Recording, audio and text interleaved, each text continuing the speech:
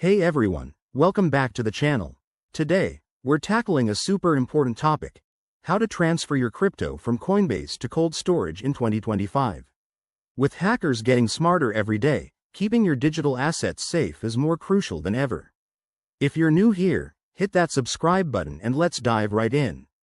First off, what's cold storage? It's basically a way to store your cryptocurrency offline, like on a hardware wallet or a paper wallet, which keeps it away from online threats. Why do this? Well, exchanges like Coinbase are convenient, but they're prime targets for hacks. By moving your crypto to cold storage, you're adding an extra layer of security. Let's get to the steps. Step 1. Set up your cold storage wallet. If you're using a hardware wallet like Ledger or Trezor, follow the manufacturer's instructions to install it and create a new wallet. Make sure to write down your seed phrase and keep it super secure. That's your backup. Step 2. Log into your Coinbase account. Go to the dashboard, select the cryptocurrency you want to transfer, like Bitcoin or Ethereum, and click on it to view your balance. Step 3.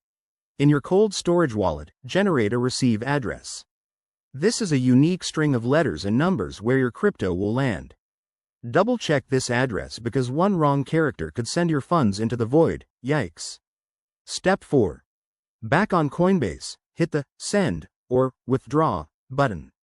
Paste in the wallet address from your cold storage, enter the amount you want to transfer, and review the transaction details. Don't forget to check for any network fees, they can add up. Step 5. Confirm the transaction. You'll need to verify it with your Coinbase security settings, like two-factor authentication. Once it's sent, it might take a few minutes to a few hours to confirm on the blockchain, depending on the crypto. And there you have it. Your crypto is now safely tucked away in cold storage. Remember, always test with a small amount first if you're new to this.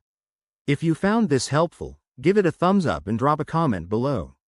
Thanks for watching, and I'll see you in the next video.